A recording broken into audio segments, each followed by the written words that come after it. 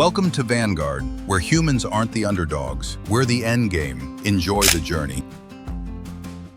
The grand chamber of the Galactic Council drifted in the silent void like a monument carved for gods long dead. Its crystalline pillars refracted the starlight into rivers of color that cascaded across the vast hall, painting alien faces in shifting blues, purples, and golds. For 35 centuries, this chamber had been a temple to peace, a peace so old that entire civilizations had risen and fallen without ever knowing war. To stand within these walls was to feel the weight of ages pressing down, whispering that the universe had learned its lesson and would never again tread the path of extinction. Ambassador Sarah Chen felt all of it, but she did not bow to it. Her gray diplomatic suit, simple and unadorned, looked oddly human amid the ornate robes, exoskeletal decorations, and living garments of the assembled species. Her posture was straight, her expression calm, calmer than even she expected herself to be, yet she sensed the tension winding through the chamber. The aliens hadn't summoned her here for dialogue. They had made that clear before she had even stepped inside.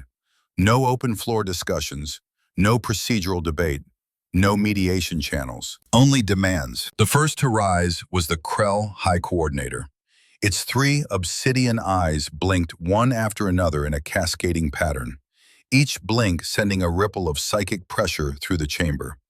A dozen alien officials flinched, unused to the raw, unfiltered telepathic presence of a Krell elder. The coordinator amplified its voice for Sarah's benefit, a harsh rumbling sound like stone dragged over stone. "Human ambassador," it intoned, "our patience has ended. The armistice of the First Contact War is hereby void. Your species has resisted integration for too long." Sarah did not blink. The Vrax collective speaker scuttled forward, 6 chitin legs clicking against the polished crystal floor. Its massive compound eyes reflected her silhouette 1,000 times over. Distorted, fractured, alien. "You cling to your borders like frightened larvae," it hissed. "The galaxy evolves. You stagnate. Accept council oversight or be disciplined." Next came the Depth Lord, encased in a floating sphere of pressurized water. Its voice vibrated strangely through its translator, as if echoing from a trench miles below the ocean's surface. "Your warriors are gone. Your offspring grow soft. Submit peacefully, and your species may continue its simple existence under proper stewardship." Finally, the Luminar representative pulsed with radiant colors, each wavelength translated into perfectly articulated speech. "Mathematical models predict the outcome. Your fleet numbers 3,000 vessels. Ours combined total 150,000. This conflict is not winnable for you. Your resistance is illogical." The last echoes faded into the vaulted ceiling. Sarah stepped forward. Only one step, but the movement sent a wave of unease through the chamber. Predators across species move like that. "Is that your final position?" she asked, voice soft, steady, almost gentle. The Krell pressed its mind against hers, searching for fear, anticipating panic, desperation, or at least uncertainty. Instead, it recoiled as if burned. The emotional landscape inside Sarah's mind was cold, crystalline, and terrifyingly organized. Not rage, not fear, preparation. "It is decided," the coordinator said, though its voice wavered for the first time. "You have one standard cycle to respond. Use it to prepare your surrender." Sarah Chen smiled. It was not warm. It was not defiant. It was the smile of someone who had waited a very, very long time for a decision that was finally made. "Thank you for your clarity," she said softly. "It makes everything much easier." She turned and walked toward the exit, her footsteps echoing like the ticking of a countdown clock. Behind her, the alien delegates murmured among themselves, unsettled. Humans were emotional creatures. Humans begged, panicked, raised their voices, argued endlessly. They did not smile like that, but they dismissed their discomfort. She is afraid, one said. She hides it poorly, said another. It changes nothing. Humans do not have the capacity for war anymore. The doors sealed behind her. As she walked through the empty corridor, her pace remained even, her breathing controlled. Only when she was alone did she reach up and touch the small communication node hidden in her collar. Execute protocol remembrance, she whispered. They've made their choice. Across 3,000 light-years, on a planet not marked on any council star chart, an ancient machine core stirred. Dust fell from dormant conduits. Subsystems blinked to life one by one, lighting a cavernous chamber built by long-dead hands. The machine had waited 35 centuries for that single command. Its creators had hoped it would never be needed, but they had built it anyway. Now, it awoke. In orbit above Earth, General Marcus Webb stood on the command deck of the Orbital Nexus Station. The screens around him displayed a patchwork of peaceful images. Children playing along riverbanks, merchant ships drifting through quiet space lanes, colonists harvesting fields of grain beneath alien suns. When Sarah's encrypted message reached him, he closed his eyes. Just for a moment. He felt the weight of history pressing down on his shoulders. Thousands of years of restraint, hope, and fear. Signal received, sir, the comms officer said. Protocol remembrance is active. Marcus opened his eyes. Earth spun slowly on the main display. A blue world that looked impossibly fragile against the darkness. Send the recall to all colonial defense forces, he ordered. Wake the silent fleet, and someone patch me through to Admiral Volkov. Officers moved at once. No hesitation, no panic. Every soldier in human space had trained for this moment since childhood.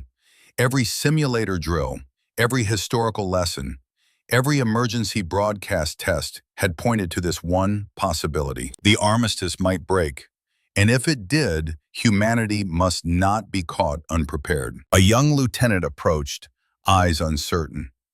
Sir, civilian channels are picking up the Council's declaration.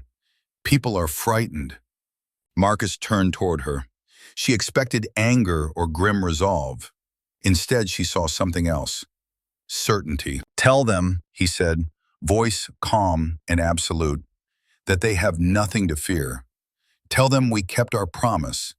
Tell them we were ready. Across human space, from the shining inner worlds to the rugged frontier colonies, the message spread at light speed. The armistice is over. The Council has declared war. Humanity will respond. But alongside the fear the aliens expected to see, a different reaction bloomed inside human society: relief. 35 centuries was a long time to prepare, a long time to build, to plan, to hope the day would never come. But if it came, humanity would not face it trembling. Far beyond the reach of alien sensors, in the deep black, colossal shadows stirred. Engines the size of mountains rumbled to life. Black hulls ignited with dormant runes of power. Ships larger than cities opened their eyes for the first time. The silent fleet had awakened. The war councils of the galactic species convened in a flurry of activity after Sarah Chen's departure. What should have been a moment of triumphant satisfaction was instead laced with faint, nagging unease. The Krell High Coordinator stood at the apex of the chamber, its tendrils twitching in contemplation as it reviewed intelligence reports that were, by all conventional measures, reassuring. Humanity controls precisely 47 star systems, Commander Zexthal of the 4th Krell Fleet reported. Their expansion has halted for over 3 millennia. Their population remains concentrated within 500 light-years of their home star. Their military capabilities are stagnant. Their vessels are outdated. Their infrastructure is limited. Their threat index remains minimal. Every species around the table nodded. The Luminar representative pulsed with analytical confidence. Mathematics confirms this assessment. Their demographic curves, production outputs, and fleet registry numbers indicate a civilization of modest scale and minor strategic value. Contained, the Vrax's queen mind hissed through 1,000 linked throats. Manageable. The Depth Lord, suspended in its mobile water tank, emitted a vibration of approval.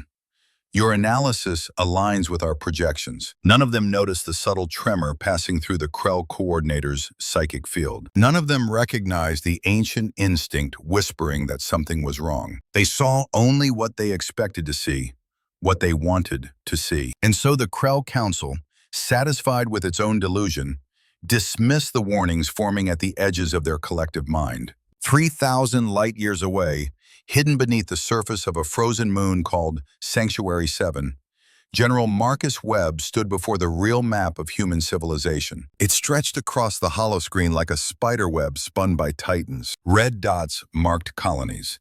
There were not dozens, not hundreds, thousands. Blue lines indicated trade routes so dense and interconnected that they resembled the branching neural pathways of a colossal mind. Entire regions of space, invisible to Council sensors, pulsed with human life and industry. And the green markers, the military installations, were so numerous in certain regions that they blended together like spilled paint. In the dim light of the war room, Marcus let the officers absorb the truth. Some had seen the map before, others were beholding it for the first time, and the shock on their faces was unmistakable. "This," Marcus began, his voice low and steady, "is what 35 centuries of peace have bought us." He gestured broadly at the display. Time, distance, and a galaxy that stopped paying attention. Admiral Katerina Volkov, her uniform crisp even in the depths of a hidden bunker, crossed her arms.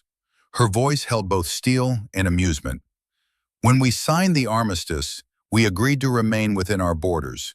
We have kept that promise." She tapped a command on the hollow interface. The map zoomed out, revealing the immensity of the unclaimed dark, humanity's playground for thousands of years. "We simply never defined," she added, "what our borders were." A ripple of laughter, quiet, grim, knowing, passed through the room. The truth was simple, terrifyingly simple. After the first contact war had ended, the alien species had monitored the 50 systems humanity occupied, believing them to be the entirety of human space.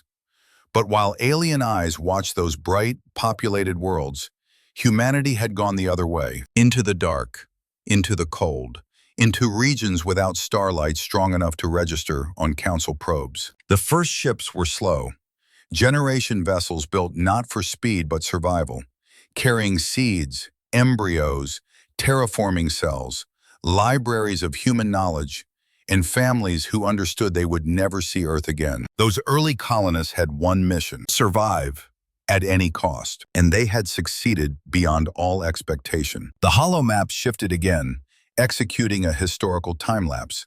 Colonies blossomed over centuries, then millennia, spreading like wildfire across neglected space. Each new colony became a seed for another. Some lived, some died, but the expansion did not stop. No one had tried to conquer anything. No one had tried to dominate. Humanity simply grew outward, quietly, relentlessly. Alien civilizations, growing complacent in their glorious armistice, had never bothered to look. Admiral Chen, Sarah's older brother, commander of the 3rd Colonial Fleet, stepped toward the center of the room. His uniform bore the marks of decades of service, yet his voice carried the energy of a man half his age. "The Council believes we have 3,000 ships," he said. The holoscreen flickered.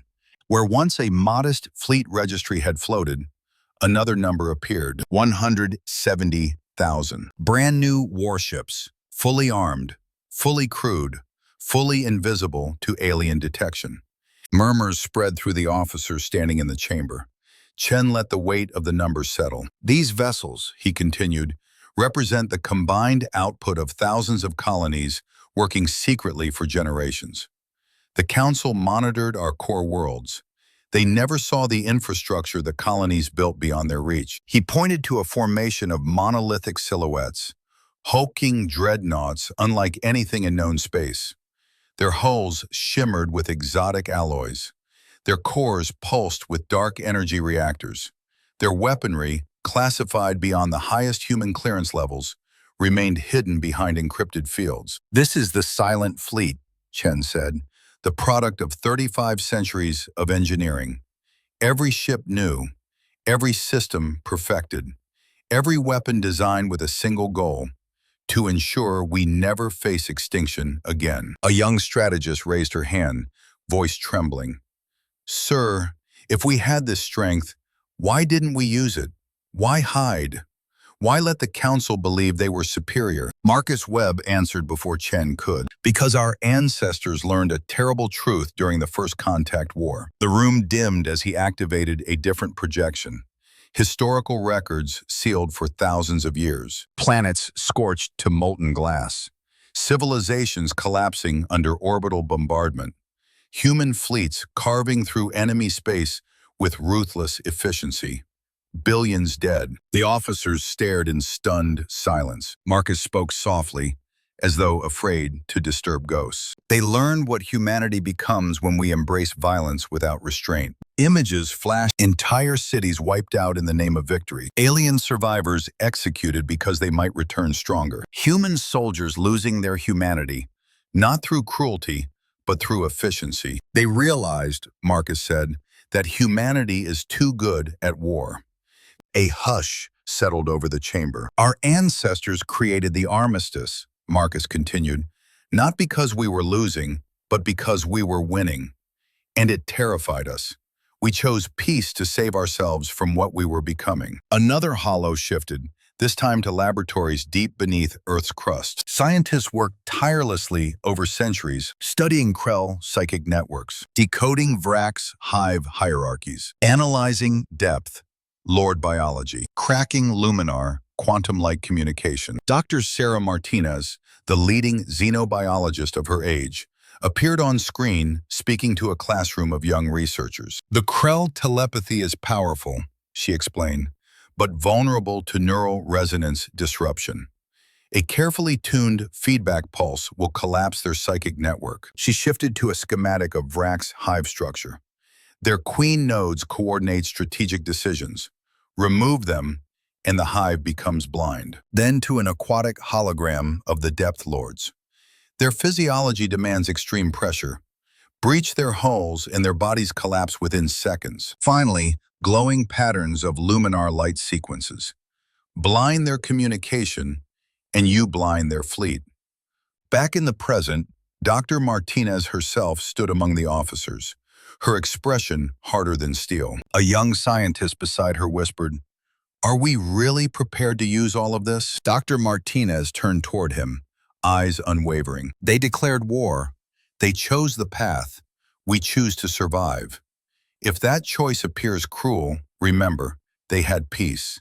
They threw it away. Her voice echoed through the chamber like a verdict. A transmission alert chimed. Marcus received it, reading the encrypted message. The border worlds were reporting massive fleet movements. The Tati system would be attacked within 72 hours. He exhaled slowly. Good, he said. Officers stiffened. Commander Tanaka, he continued, initiate the first engagement protocols. Make them remember why their ancestors accepted the armistice. The war room darkened.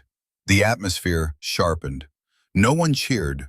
No one smiled, because the truth of humanity was not in its power, but in its restraint. And now, that restraint was ending.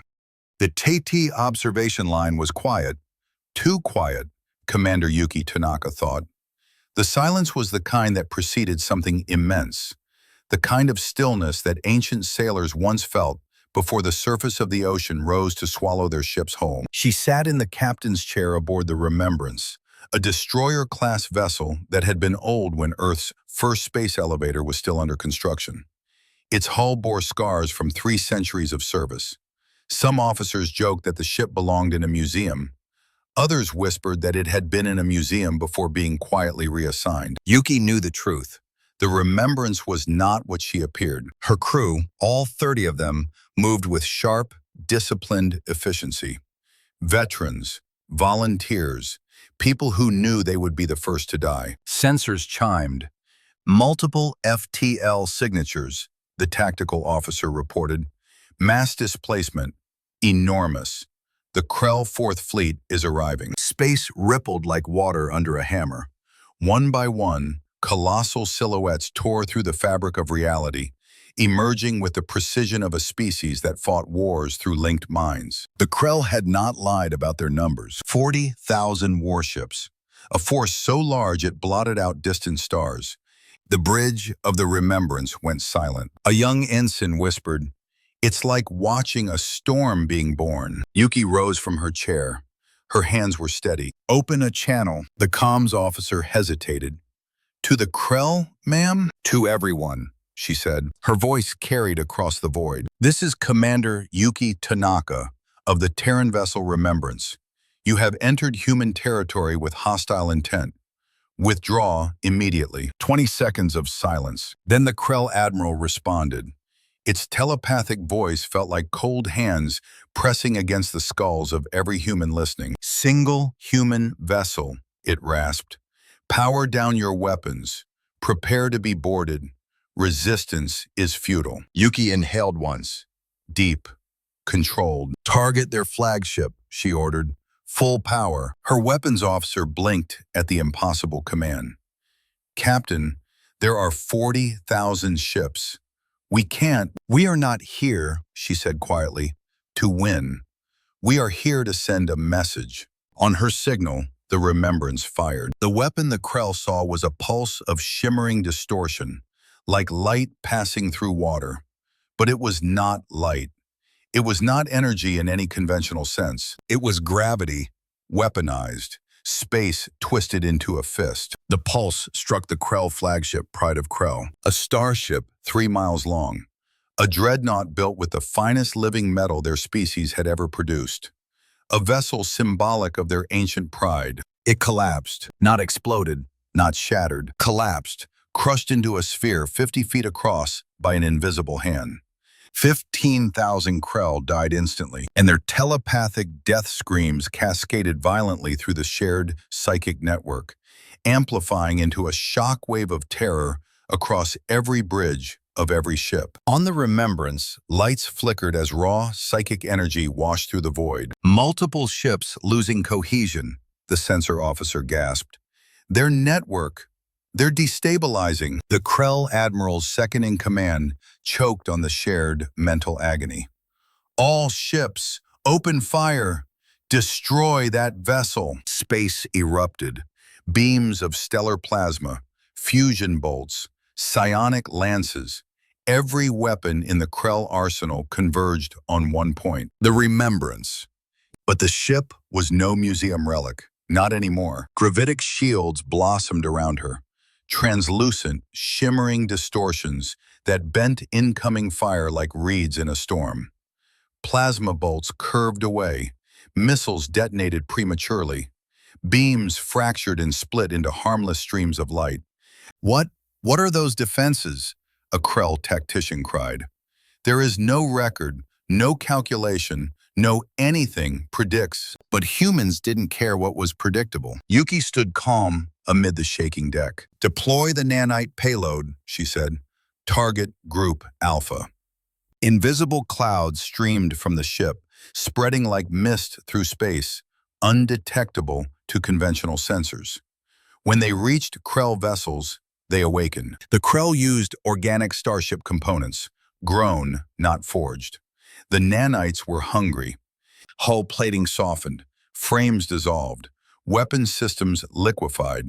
Living circuitry screamed as it died. Across the fleet, thousands of Krell felt their ships melting around them. Telepathic panic surged, a tidal wave of terror that shattered centuries of discipline. "What is happening?" the Krell Admiral roared. "What is attacking us?" "There is nothing on sensors," another officer cried. "Nothing. Nothing." Ships fell out of formation like burning leaves in a storm. Yuki watched without satisfaction. "Load kinetic rounds," she commanded. "Target their carriers." The cannons of the Remembrance ignited, firing metal projectiles only a few meters long, but accelerated to 90% the speed of light. At that velocity, a single impact carried the energy of a small sun. The rounds tore through Krell carriers, vaporizing them in incandescent blooms of superheated gas. Entire wings of support craft vanished in the explosions, consumed before their pilots even registered the threat. The Krell fleet faltered. It staggered. It bled. In less than 10 minutes, 4,000 warships were gone. Destroyed by a single vessel, the Krell intelligence files had categorized as obsolete. Panic spread through their ranks like wildfire. "Retreat," the Krell admiral ordered. "All ships, jump. Retreat now." But Yuki wasn't finished. "Activate the gravity well," she said. The Remembrance's core thrummed. Space thickened, warped, hardened. The Krell ships attempting FTL escape found their drives sputtering, collapsing, then detonating. "We are trapped," the Krell tactical officer whispered. "We cannot escape." For the first time in its 3-century life, the Krell admiral understood fear. "Concentrate all fire on the human vessel," it screamed. "Everything we have, kill it now." 40,000 ships unleashed their fury. The Remembrance lasted nearly a full minute, longer than any ship had a right to endure under such punishment. But even human engineering had limits. Shields flickered, armor buckled, bulkheads tore open, fire erupted across the bridge. Half the crew was already dead. Artificial gravity failed, and Yuki drifted weightless in the smoke and fire. "Is comms still operational?" she asked, coughing through blood. "Yes, Captain," her surviving officer said. "Barely." Yuki straightened her uniform. She activated the fleet-wide channel. Her voice, faint but unwavering, echoed across the Krell fleet, across human space, across every listening ear. "This is Commander Yuki Tanaka of the destroyer Remembrance. You killed 30 humans today, and we destroyed 4,000 of your ships in return. This is the price of war with humanity." The crew floated behind her, bleeding, dying, but proud. "This is what our old equipment can do. Imagine what our new fleet will do to you." She paused, breathing shallowly. "To all humans listening, remember what we fight for. Remember why we built weapons we prayed never to use. Remember that peace is always better than victory." The final volley struck. The Remembrance died in a blaze brighter than a newborn star. Yuki Tanaka and her crew vanished. Heroes, legends, martyrs. But their message survived. The Krell admiral stared at the empty space where the human ship had been. "Admiral," his officer whispered, "a message coming from human space. Take it." The voice was calm, measured. "General Marcus Webb, Krell fleet, you have destroyed one of our vessels and murdered 30 of our people. This is an act of war, and a mistake you will not survive." The admiral trembled. "You lie.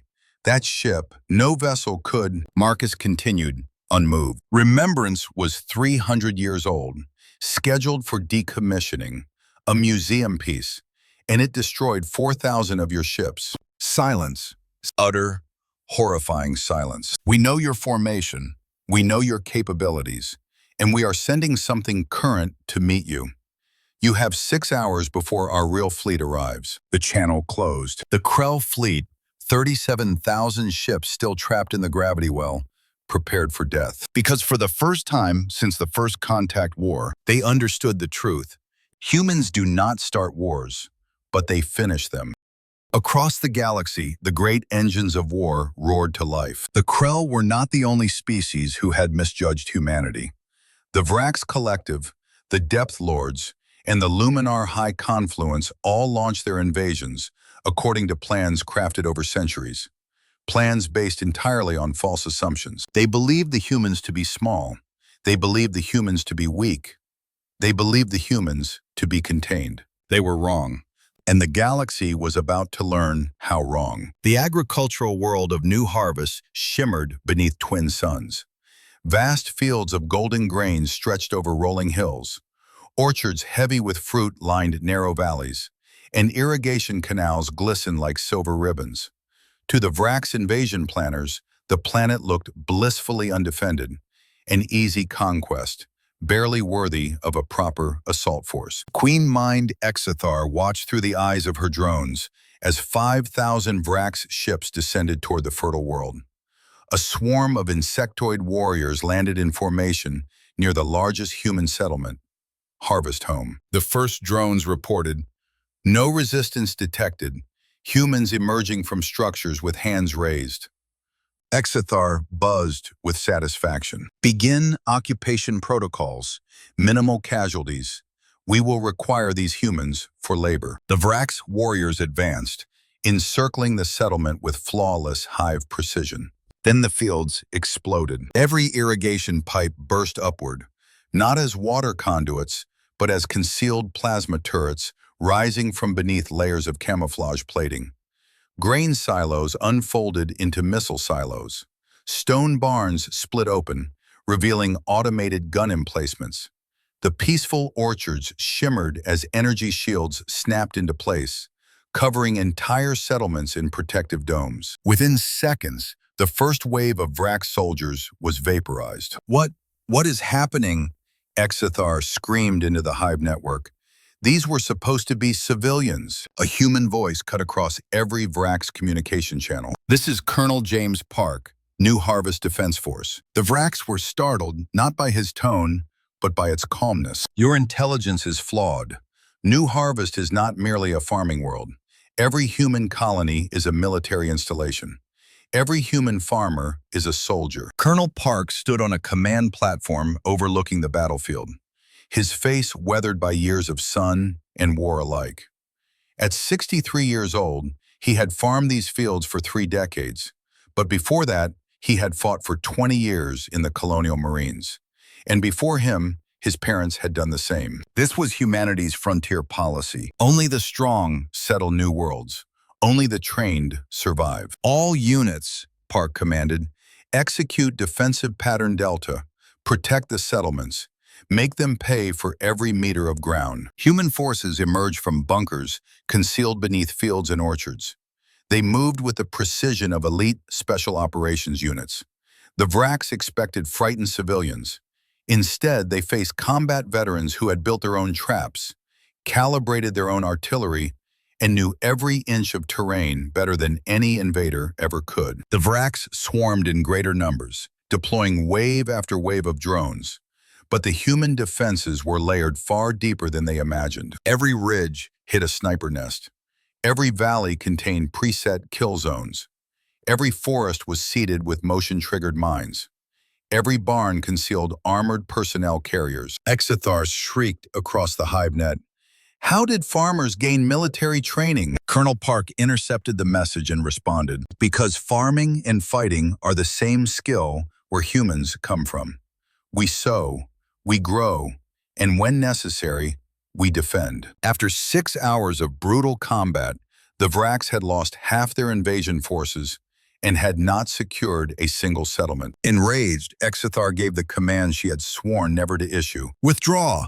Prepare for orbital bombardment. If we cannot claim their world, we will destroy it. But before the bombardment could begin, sensors detected a new arrival. Human reinforcement fleets, dozens of them, exiting FTL around the planet, moving with hunting precision. The Vrax realized too late they were not the hunters, they were the prey. To the crystalline Luminar, war was an algorithm. Logic dictated movement, probability dictated victory. They had calculated the human defeat with absolute certainty. Their computational models left no room for variance, no allowance for hidden factors. They were about to discover what humanity excelled at, writing variables no one else could predict. The Luminar fleets advanced into contested sectors, ships gleaming like prisms refracting starlight. They communicated through streams of encoded photons at the speed of light. Admiral Katerina Volkov, aboard the Nevermore, studied their patterns with the eye of a predator. Begin the deception, she ordered. Human systems transmitted falsified Luminar command signals, perfect replicas, forged from 2 decades of studying their quantum light language. At first, the Luminar ships obeyed without question. Group Alpha received orders to fall back to defensive formations. Group Beta received a contradictory message stating Alpha had been annihilated. Group Gamma was told reinforcements were arriving from behind them. The Luminar fleet dissolved into chaos. Ships collided. Formations collapsed. Some units retreated. Others advanced blindly. By the time the Luminar realized they were being deceived, the Nevermore and her fleet had already entered their formation. Human weapons fired, not with rage, not with vengeance, but with surgical precision. Close-range combat was something the Luminar had never trained for. They relied entirely on coordinated distance warfare. Stripped of communication, their ships were clumsy, confused targets. The battle ended swiftly. 3 Luminar fleets were destroyed. Their High Council sued for peace before the day's end. The humans accepted, but on terms that made it clear, Luminar expansion was over. Forever. The aquatic depth lords believed themselves unmatched in oceanic warfare. Their homeworld's crushing trenches forged them into a species adapted to darkness and pressure beyond imagining. No land-dwelling race could challenge them beneath the waves. They were unprepared for what humanity had built on Poseidon. When the Depth Lord Armada descended upon the waterworld, they expected submersibles, pressurized habitats, and fragile human divers. Instead, they found monsters. The Mariana Division. Humans, bioengineered to survive, where even the Depth Lord struggled. Their bodies were reinforced at the cellular level, capable of withstanding pressures that pulverize steel. Their lungs extracted oxygen from water.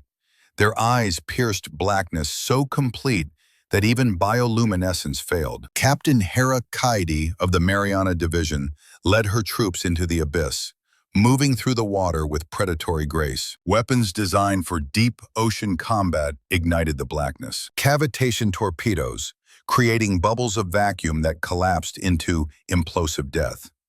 Directional sonic cannons, turning water into a weaponized medium of destruction.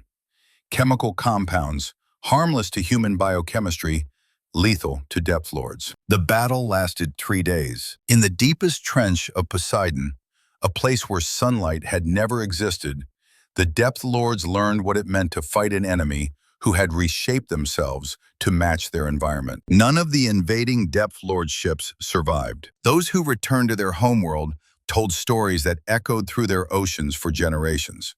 Stories of humans who swam without fear. Stories of warriors who smiled in the darkness. Stories of the abyss fighting back. 4. The consequences. By the time the Krell engagement concluded, reports from every front converged on Terran command. The Vraks were in full retreat. The Luminar had surrendered. The Depth Lords were shattered. The Krell were broken and trapped. Human casualties across all fronts numbered around 3,000. Alien casualties exceeded 8 million. When General Marcus Webb heard the figures, he closed his eyes and whispered, "This is why we chose peace, because when humans fight, the universe bleeds." Humanity had won every front, not because they wanted conquest, not because they sought domination, but because they had spent 35 centuries learning a single lesson. If peace ends, survival begins, and humans are very, very good at surviving. The remains of the Krell Fourth Fleet drifted helplessly inside the artificial gravity well that the Remembrance had unleashed.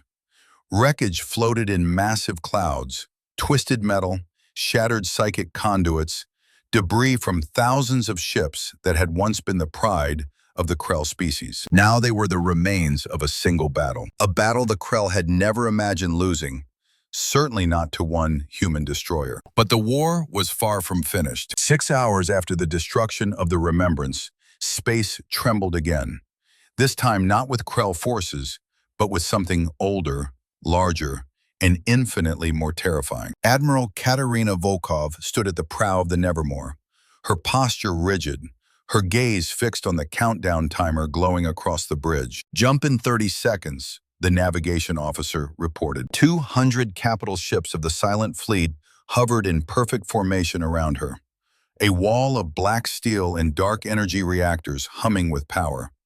These vessels had spent centuries hidden in nameless star systems, waiting for a command that generations of officers had prayed would never come. Now the time had come. "Admiral," said her chief strategist quietly, "the Krell fleet is preparing defensive formations. They appear frightened." "They should be," Volkov replied. Her voice wasn't cruel, just factual. "They saw what one obsolete human vessel can do. They are about to see what our real ships are capable of. 10 seconds. The bridge dimmed as the jump engines powered up. For a heartbeat, everything went silent, as if the universe itself paused to breathe. 3, 2, 1, engage. The silent fleet vanished and reappeared in the heart of the Krell formation. Space lit up instantly. The Krell ships reacted on instinct, opening fire with everything they had. Thousands of beams streaked through the void, but they struck shields unlike anything the Krell had ever encountered. Shields woven from gravity, energy, and exotic particles beyond their understanding. The Nevermore did not flinch. Fire, Volkov ordered. The front line of the silent fleet unleashed a barrage that turned the battlefield into a second sunrise. Graviton lances pierced Krell dreadnoughts clean through. Quantum torpedoes detonated in elegant spheres of white-blue annihilation. Phase disruptors tore through living metal hulls as though slicing through silk. Where human weapons struck, Krell ships simply ceased to exist. "We are seeing catastrophic losses," the Krell tactical officer screamed into the psychic network. "Entire divisions are—" A flash consumed his ship before the thought could finish. Admiral Volkov moved through the engagement like a conductor guiding an orchestra. There was no rage in her commands, no triumph, only precision, the cold exactitude of a species that treated war not as passion, but as calculation. Group Sigma, redirect to Quadrant 3. Omega Wing, collapse the flank. Target priority, carriers, then psychic relays. Do not allow retreat. Her officers obeyed instantly, their expressions calm, even as they dismantled the largest Krell fleet ever assembled. One officer glanced up. "Admiral, this isn't a battle." Volkov nodded. "It's an execution." 8 hours later, it was over. Out of 37,000 Krell ships, only a few dozen managed to escape. The ones farthest from the human attack vectors. They fled into the dark, their psychic network fractured, their minds shaking, carrying with them a single truth their ancestors had known, but they had forgotten. Do not fight humans, ever. Meanwhile, across the galaxy, reports poured into Terran command. General Marcus Webb stood alone in his office, reading the casualty summaries as they scrolled across his console. New harvest. Human losses, 400. Vrax losses, approximately 2.1 million. Status, Vrax retreat in full collapse. Luminar sector engagements. Human losses, minimal. Luminar losses, 3 entire fleets. Status, unconditional surrender. Poseidon, oceanic warfront. Human losses, 112. Depth Lord losses. Total invasion force destroyed. Status, species forces shattered. Teti system, human losses. Crew of remembrance, 30. Krell losses, approximately 37,000 ships. Status, Krell military broken. Marcus closed the reports with a heavy breath. Not satisfaction, not pride, weariness. 3,000 humans dead. Millions of aliens dead. "This is why we chose peace," he murmured, "because when humans fight, the universe bleeds." The irony of it stung. Humanity had spent 35 centuries preparing for a war they hoped never to fight. Now that it had come, their preparation had ensured victory, but victory had never felt so bitter. An alert chimed. The communications officer spoke softly. "Sir, the civilian networks are calling this the greatest victory in human history. They want you to make a statement." Marcus stared out the viewport at the silent fleet orbiting Earth, black sentinels of a peace forged by overwhelming force. "What should I tell them?" the officer asked. Marcus turned to her. His voice was quiet, steady, heavy with the burden of command. "Tell them to go home." The officer blinked. "Sir?" "Tell them to hug their families. Tell them to be grateful this war ended quickly. Tell them to pray the next peace lasts longer than the last one." He paused. "And tell them the warriors of New Harvest, Poseidon, and the Remembrance fought so they wouldn't have to." Military after-action councils convened in the days following the final engagements. Humanity analyzed each victory, not to celebrate, but to understand the consequences. It became clear that humanity's greatest strength was not technological superiority, though that had been decisive. It was unity. Across thousands of hidden colonies, across species-modified units like the Mariana Division, across old Earth and the most distant frontier settlements, humanity shared one belief. If peace ends, survival is all that matters. And for survival, humans give everything. The aliens had believed humans soft. They had believed humans weak. They had believed humanity had forgotten war. But humans had never forgotten. They had simply refused to repeat it. And when forced, they became everything the galaxy feared. Then came silence. The guns quieted. The fleets returned to their stations. The colonies tended to their wounded and buried their dead. Across alien space, the remnants of defeated empires retreated inward, stunned. For the first time since the First Contact War, the galaxy truly understood human restraint. They had believed humans small because they saw only what humans permitted them to see. They had believed humans peaceful because they saw only the surface. They had never understood that beneath that surface lay a civilization forged by trauma, sharpened by fear, and tempered by hope. Hope for peace, hope for cooperation, hope that the armistice would last forever. The Council shattered that hope. Humanity merely responded. In the wake of the war, a new problem arose. What now? No alien species could challenge humanity. No coalition could match their numbers. No battle plan could counter their technology. Fear spread through every surviving government. Some feared annihilation. Some feared occupation. Some feared retribution for daring to strike first. But humanity launched no invasions. They seized no territory. They demanded no tribute. For weeks, their fleets simply held position, watching, waiting, and that, more than anything, terrified the galaxy. If humans had wanted conquest, they would have taken it. If humans had wanted vengeance, the stars would run red. Instead, they waited for the Council to come crawling back. And eventually, they did. The Nexus Station had once been the glittering jewel of galactic diplomacy, a monument to unity among species who barely understood one another.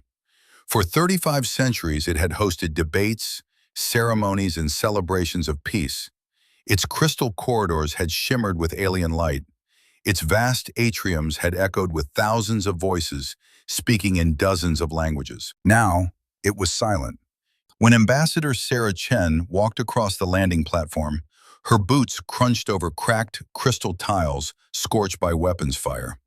Half the station was dark, power conduits severed during the skirmish that had taken place weeks earlier, when automated defenses, abandoned by their fleeing staff, had fired blindly upon the first human ships to arrive. Those defenses were now quiet, their cores melted, their control systems dismantled. The hall where the Galactic Council once convened felt cavernous in its emptiness.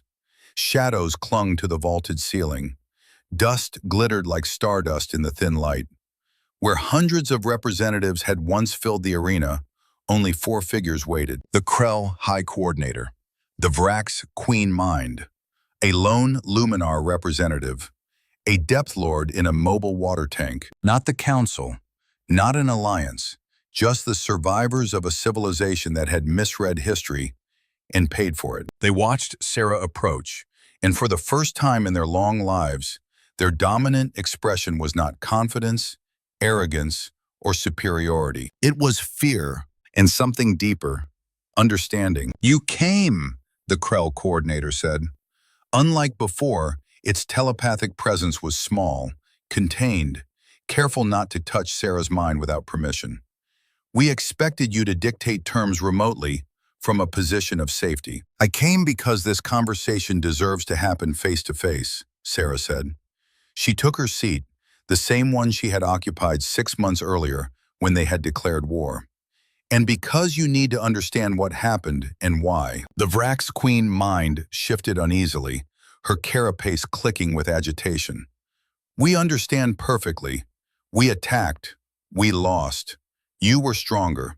This is the way of the universe." "No," Sarah replied, her voice firm enough to cut through the chamber. That is not the lesson. She stood and activated a holographic display. Images filled the room. Horrors from the First Contact War, recorded by fleets long vanished. Planets burned to ash. Moons shattered. Atmospheres boiled away. Ships torn apart in battles without mercy, without hesitation. Billions dead. Entire biomes erased. Both sides committing atrocities they swore never to speak of again. The alien leaders recoiled. Even the Depth Lord, whose species had survived the crushing depths of black oceans, trembled within its fear. This, Sarah said softly, is what happened the last time our civilizations met. The Luminar representative pulsed colors of confusion. Your records, they show that you won that war. We were winning, Sarah corrected. Not the same thing. She changed the projection. Now it displayed internal human reports, classified psychological assessments, casualty documents, transcripts from military inquiries, soldiers breaking under the pressure of endless warfare, commanders ordered to commit acts they could no longer justify, scientists building weapons that terrified even themselves. We discovered something about ourselves in that war, Sarah continued. We discovered that humans are very, very good at violence. Too good. We can escalate faster, innovate faster, and endure longer than you ever understood. And it frightened us. She let the silence linger before continuing. We did not offer the armistice because we were losing. We offered it because we were afraid of what we were becoming. Across the chamber, the alien leaders listened in stunned quiet. For 3,500 years, Sarah said, we have tried to be better than we were during that war. We built weapons only as insurance. We hid our strength because we were afraid of the temptation to use it. The Krell coordinator's three eyes blinked slowly, reverently. And we destroyed that peace. You did. Sarah's tone carried both regret and steel. We wanted peace. You mistook that for weakness. She closed the projections and opened a new document, one she placed prominently before the council survivors. These are humanity's terms, she said. They are not negotiable. The terms were simple, absolute, irrevocable. 1. The Galactic Council is dissolved immediately. No central authority. No power block capable of threatening interstellar stability again. 2. Every species will return to their home regions and establish a 500 light-year neutral buffer zone around their territories. No military ships permitted within these zones. 3. Humanity will patrol the neutral zones, not to dominate, to prevent another war. 4. Any species violating these terms will be considered to have declared war on humanity. The response will be total, immediate, unavoidable. The Vrax Queen mind hissed sharply. You are making yourselves the police of the galaxy. You are establishing tyranny. No, Sarah said coldly.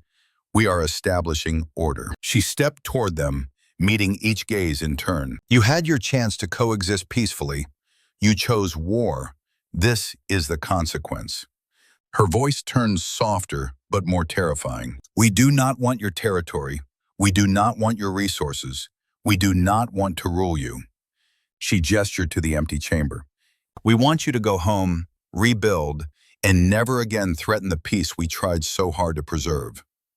The Luminar representative pulsed a single dim shade, their species' symbol for resignation. And if we refuse? Sarah did not blink. Then we will do to your fleets what we already did. We will dismantle your military capability completely. We will occupy your worlds until compliance is assured. We prefer not to, but we will. The silence that followed was absolute. Each alien leader weighed their pride against their survival. Finally, the Krell coordinator spoke. We accept your terms. The other species followed, reluctantly, bitterly, but with clear understanding. Defiance meant extinction. But, the coordinator added, its voice trembling with something close to humility. Before we sign, we ask, why did humanity show mercy 3,500 years ago? Why did you not destroy us when you had the chance? We Need to understand. Sarah paused. The question struck deeper than she expected. Slowly, she approached the center of the chamber. My great-great-grandmother fought in that war, she began quietly. She was a ship captain. She destroyed hundreds of Krell vessels. She killed thousands of your people. The alien leaders tensed. And when the armistice was signed, Sarah continued, she cried for 3 days. Because she was defeated? The Vrax asked. No, Sarah said, because she had won. Because she had become someone who could kill thousands and feel nothing while doing it. Her voice softened further. She believed peace was precious, that violence might be necessary, but never good. She taught her children, and they taught me, that the ability to destroy does not mean you should destroy. She exhaled. I kept that promise for as long as I could, but you forced me to break it. The Krell lowered its head in respect. We understand now. We will remember, and we will teach our children. One by one, the alien leaders signed the agreement. The Galactic Council died that day. The new order began. Sarah returned to her ship, leaving the shattered Nexus behind. The journey back to Earth took 2 weeks.